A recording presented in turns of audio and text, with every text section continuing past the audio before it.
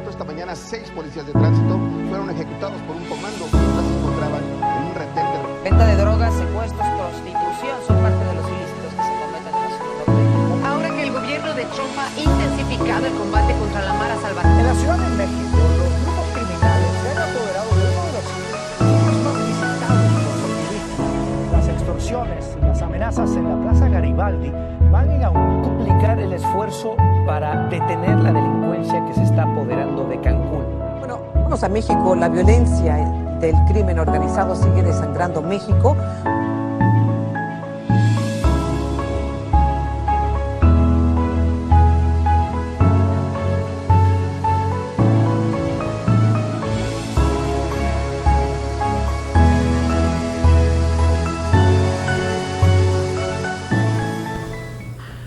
Buenas tardes, mi nombre es José Pablo Acuña Ureña, soy estudiante de la UNED, actualmente curso la carrera de bachillerato en criminología.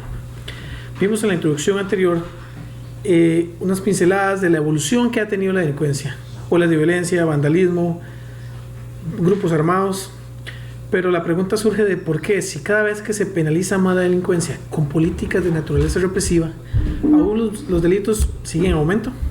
¿Será que no es la receta exacta el decir que más cárcel significa menos delitos? En la siguiente narración vamos a referenciar las principales corrientes de pensamiento criminológico con su respectivo orden cronológico. Como objetivo fundamental, mi intención es recrear los orígenes de la ciencia de hoy en día y que conozcamos los líderes que nos tienen hoy en este estudio sin fin que es la criminología. Nos trasladamos al siglo XVIII, donde se dan las primeras pinceladas de este tema. Ahí muchos filósofos de la época opinaban al respecto, el problema de la delincuencia ya era notorio y se debatía un poco entre el tema de la delincuencia y los castigos aplicables. Varias fuentes daban su opinión, entre ellos Pitágoras, Sócrates, Platón, Aristóteles. El problema de estas teorías o de estas filosofías fue que nunca hubieron estudios avanzados ni científicos de lo que se plasmaba. Sin embargo, se rescata que todos coincidían en que el delito se debía sea a deficiencias físicas, mentales o incluso hereditarias. Los autores más destacados vamos a representar a Aristóteles, que fue el que mencionó que la pobreza y desigualdad influyen directamente sobre la delincuencia, punto muy favorable ya que hoy en día todavía compartimos. También Platón estuvo a favor de la penología. Él decía que el castigo era necesario para prevenir al delincuente. Él confiaba en que el castigo no era castigo, sino una pena para prevenir futuros delincuentes, futuras malas acciones. Decía que no se castigaba porque delinquía, sino que se castigaba para que nadie cayera en la delincuencia. Luego, avanzada la Edad Media, vamos a referenciar dos corrientes que surgieron muy importantes. Nos referimos al pensamiento utópico, donde Tomás Moro fue el máximo expositor, y también el pensamiento de la Ilustración.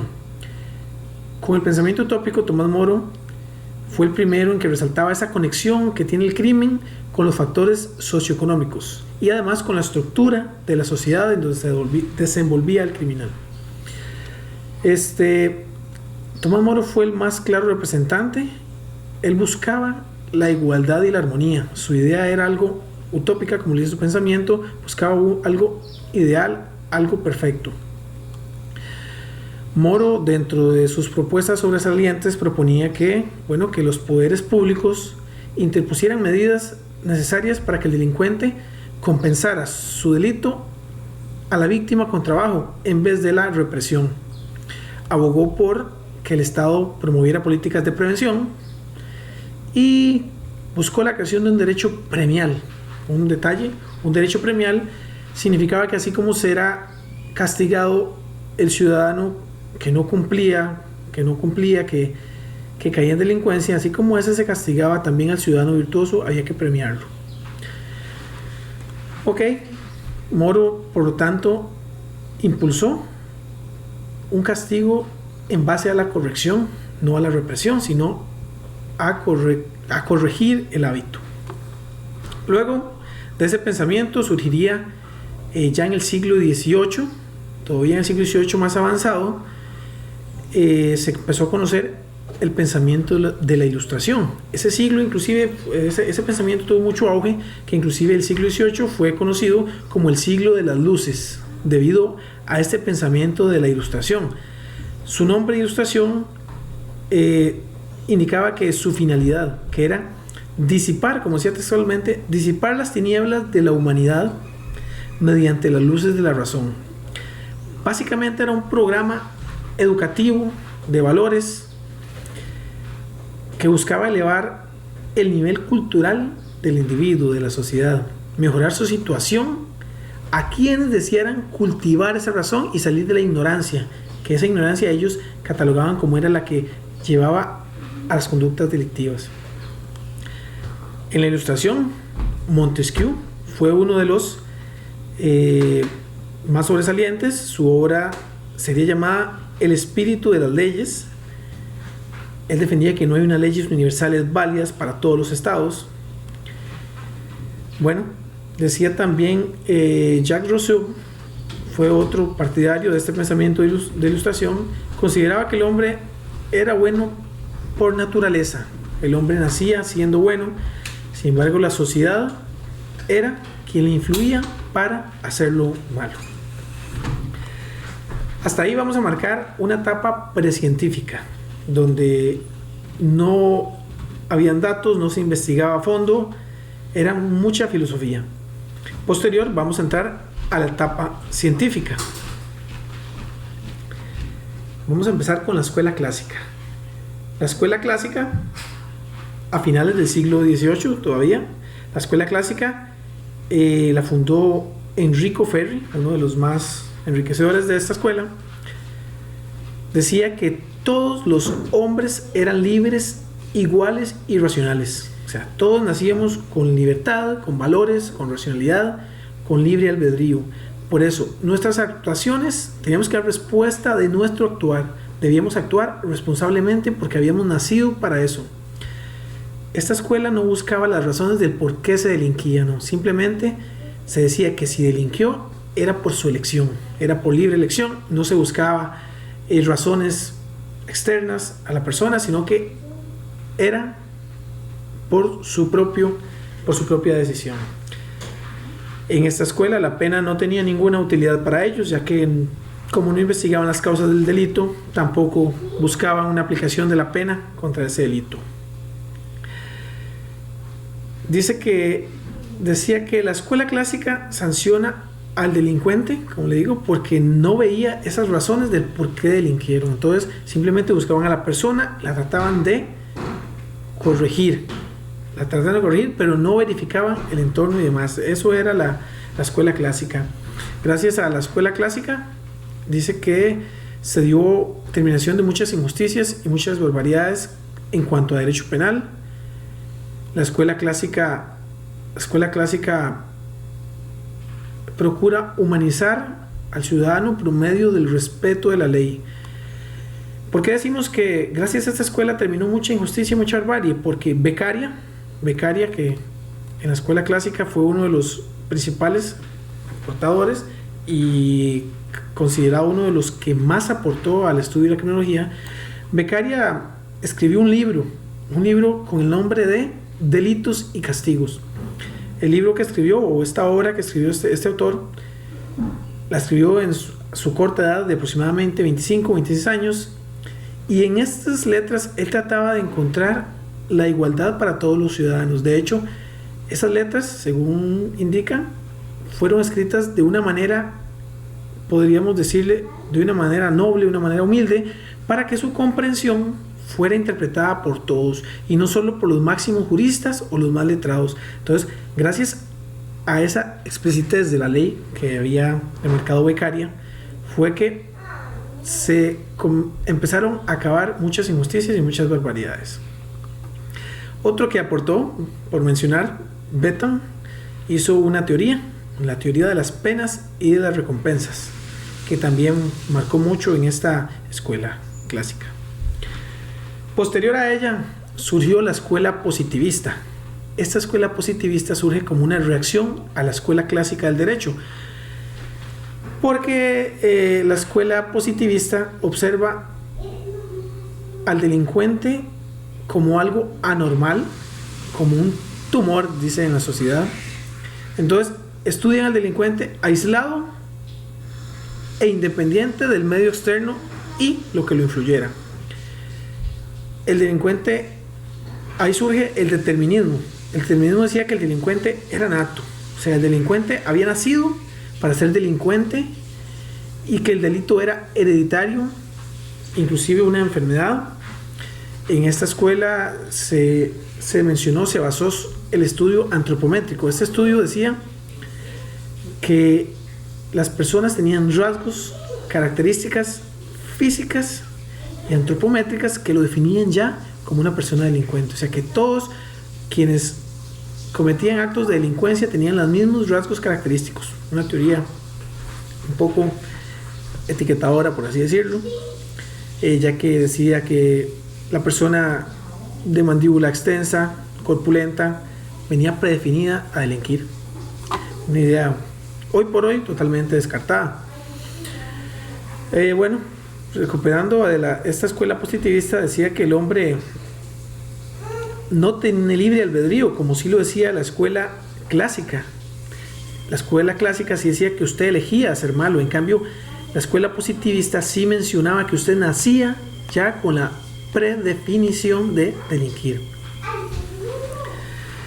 César Lombroso fue exponente máximo de esta escuela. Lombroso establece las tipologías de delincuente, ¿verdad? Él categoriza el delincuente, que estaba el delincuente epiléptico, etiquetaba que si una persona era epiléptica, a causa de esta enfermedad podía cometer delitos violentos. Hablaba del delincuente habitual, hablaba del delincuente loco moral, hablaba también de el delincuente nato o atávico. Ese era el más rescatable, ¿verdad? Porque decía que la persona nacía delincuente por sus rasgos, por sus características, su constitución biológica, ¿verdad? El delincuente ocasional también, el delincuente pasional y el delincuente loco, que decía que era por anomalías mentales. También este muchacho creó la tesis lombrosiana de la antropometría, la que mencioné anteriormente. Refería a características anatómicas específicas del tipo criminal. Enrico Ferri también hizo aporte. Decía que el delincuente era un ser anormal que actuaba por orden psíquico y fisiológico, que su comportamiento era una enfermedad, ya sea de nacimiento o adquirida. Además aportó estudios al comportamiento y la adquisición de la enfermedad respecto al medio que lo rodeaba. Quiso entrar un poco con ese tema. Esos fueron los dos que más aportaron a la escuela positivista, ¿verdad? Poco a poco siguen surgiendo opiniones, se suman más filósofos, se suman más líderes. Entre encuentros de opiniones y demás empieza, y el debilitamiento ya de las escuelas anteriores, empieza a surgir la escuela ecléctica. Ya estamos hablando del siglo XIX. Esta no era una escuela en sí, sino que era una reunión de varias escuelas dentro de la misma corriente. La escuela ecléctica era una combinación de las ideas de la escuela clásica y de la escuela positivista. Radicaba su responsabilidad en lo individual, pero agregaba ese concepto de situación referente al medio físico y social. La escuela ecléctica era un conjunto de postulados de otras escuelas. No tenía un criterio propio, sino que integraba derecho penal, la criminología. Su objetivo perseguía dar razones subjetivas a las acciones punitivas. Entre las escuelas que aportaron más a esta escuela está la mentada terza escuela, que incluía los factores internos y los factores externos.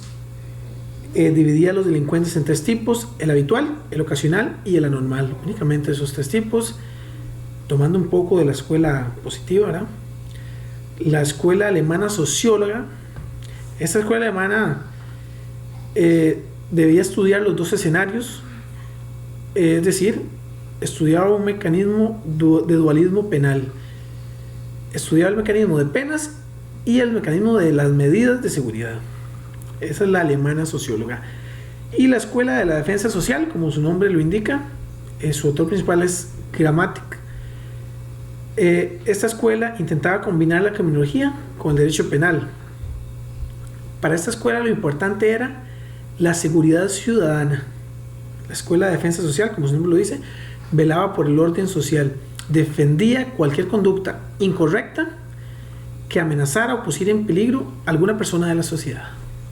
Esas son las tres corrientes que conformaron la escuela ecléctica. La escuela ecléctica en el siglo XIX. Todavía en el siglo XIX empieza ya un poco más científico, más estudiado. Se suman más filósofos, más pensadores, se suman matemáticos, estadísticos, y se crea la escuela cartográfica. La escuela cartográfica, o moral, como también se le llamaba, estudiaba el crimen y el delito, igual que las anteriores, pero de una forma estadística. Es muy precursora, resaltaba mucho el positivismo, pero para esta escuela el delito no se estudiaba en sí solo como un delincuente o un lugar específico, sino que le gustaba estudiar el fenómeno colectivamente, por masas. Utilizaba métodos estadísticos, no les interesaba saber causas ni razones, sino más bien la frecuencia con que se delinquía. Por eso se criticaba mucho, ya que no siempre reflejaba la realidad, sino que se basaba en estadísticas, en probabilidades. Dentro de los máximos exponentes está Adolf Quetelet, matemático, meteorólogo, estadístico. Él instauró las leyes térmicas, una teoría estadística que como dijimos, era muy criticada porque no cumplía mucho la realidad, pero la teoría térmica hablaba de que en el invierno se cometían más delitos contra el patrimonio que lo que era en verano, que en verano se cometían más delitos contra la persona y que en primavera se cometían más delitos de índole sexual. Otro aporte lo hizo Gary. Gary promovió el mapeo, se desenvolvió en el mapeo. Este señor creó los primeros mapas de la criminalidad en Europa. Él decía que era indispensable estudiar la criminalidad desde el punto de vista histórico, estudiar la historia de cada individuo, y él mapeaba, como una especie de estadística también, mapeaba los departamentos de Francia sombreados en Francia, en Europa, donde habían delitos contra las personas, delitos contra la propiedad y otros delitos de manera estadística, pero en mapeo, en sombras. Ahí es donde empieza a surgir el mapeo. Más o menos ahí empieza a terminar lo que es el siglo XIX, con esas ideas de la criminología, y entramos a una etapa más elaborada, más sofisticada, finales del siglo XIX, inicios del siglo XX, con la Escuela de Chicago. La Escuela de Chicago, como mencionaba, surgió a principios del siglo XX, XIX y XX. Distingue un conjunto de trabajos investigativos de las ciencias sociales que realizaban profesores y estudiantes de la Universidad de Chicago. ¿De dónde surge ese interés por hacer estos estudios? Pues bueno, ellos dejaron de lado las teorías anteriores centradas en lo que eran las deficiencias físicas, deficiencias generales, genéticas. Ellos buscaron el estudio de los cambios en las estructuras de organización social. Chicago en las décadas del siglo XX fue una de las que más experimentó un crecimiento urbano. Hubo mucha inmigración, hubo un crecimiento urbano muy rápido. Los primeros investigadores de la Escuela de Chicago fueron Park, Burgess y Mackenzie. Entonces se aprovecharon de esa inmigración y de ese flujo constante de población, de su acomodo, de su asentamiento, y utilizaron eso como una base experimental para definir las causas de la desviación, como llamaban ellos, las causas del delinquir y el no delinquir, en cuanto al orden demográfico. Decimos que, por ejemplo, ellos dos, Chao y Mackay, que fueron los que más aportaron en estudios, elaboraron la teoría de la desorganización social. como les comenté, ellos experimentaban de acuerdo a los asentamientos que estaba surgiendo en la ciudad de Chicago en ese momento debido al fluir de la población. Muchas etnias intervinieron en Chicago, muchas culturas, valores, no valores. Entonces, en esa teoría de la desorganización social, explican que existen factores ecológicos como la pobreza, la movilidad, muchas culturas, la degradación física del espacio, y entonces esto se relacionaba con una menor capacidad de las comunidades para ejercer control sobre los comportamientos desviados, ¿verdad? Lo que permitía explicar la diferencia en las tasas de delincuencia que vivían en las diferentes zonas. Poco después surge la teoría de la asociación diferencial.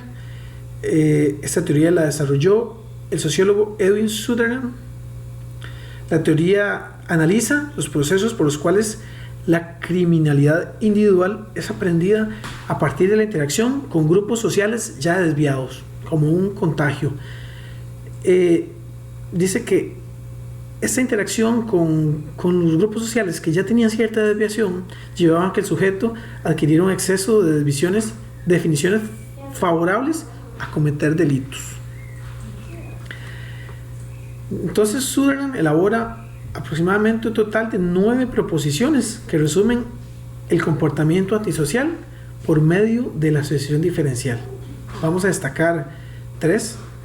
Sutherland decía que el comportamiento delictivo era algo aprendido, no como se decía en las anteriores escuelas clásicas y positivas, sino que él decía que el comportamiento se aprendía, no se hereda, no se inventa, no se nace.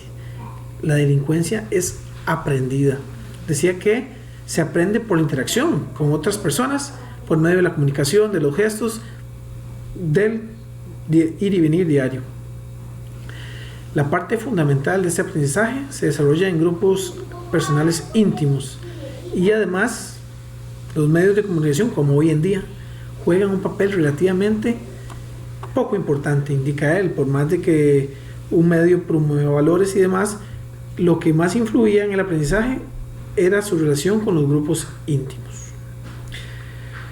También Burgess y Akers, en 1936, a finales del siglo XIX, profundizan en los mecanismos de aprendizaje diferencial del comportamiento antisocial e introducen elementos de refuerzo diferencial y dan su aporte a esta teoría.